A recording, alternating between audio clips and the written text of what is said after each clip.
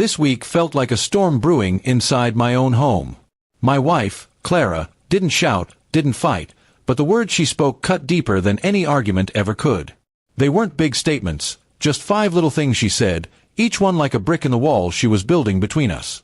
I listened carefully, and by the end of the week, I knew our marriage was done. What she didn't know was that I had already decided she would feel the sting of her choices just as much as I did. It began on Monday. Over breakfast, she casually said, "I don't feel like we're on the same team anymore." Her tone wasn't angry, it was almost cold, like she was stating a fact. I looked at her across the table, remembering the years we spent lifting each other up, and realized she was already letting go. I didn't argue, I just filed the words away in my mind. On Tuesday, she said, "Sometimes I wonder what my life would be like if I hadn't settled down so young."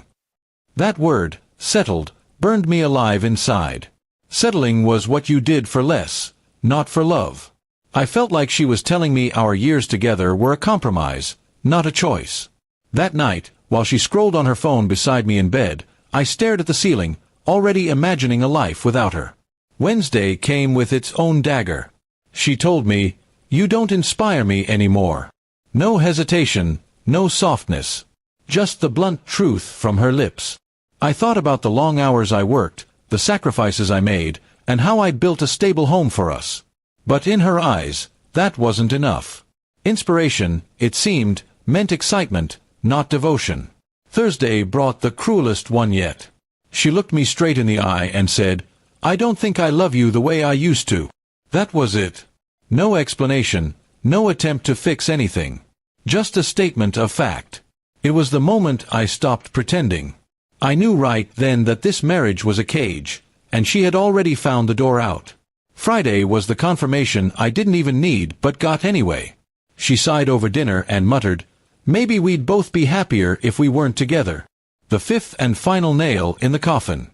I sat there, chewing my food slowly, hiding the fire rising in my chest. She thought she was softening the blow, but all she did was light the fuse for my resolve. I didn't argue, didn't beg, didn't even let her see the storm she'd stirred in me.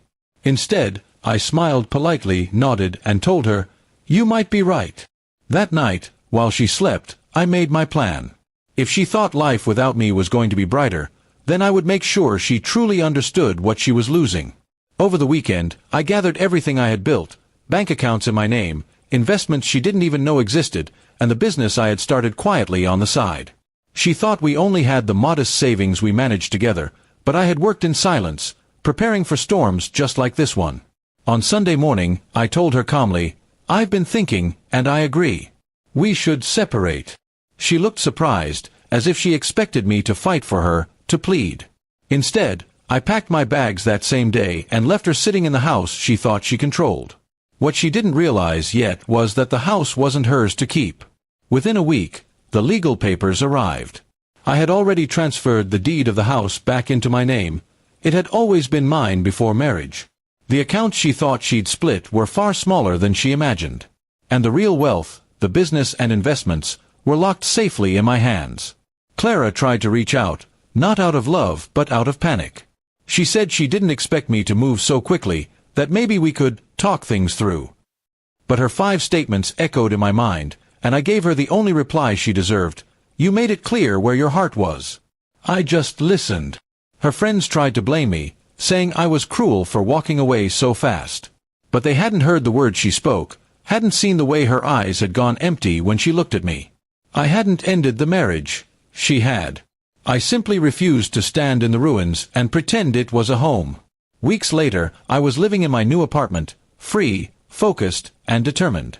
Clara was still in the old house, struggling with the bills, realizing she had underestimated me. The life she thought she could rebuild without me was already cracking.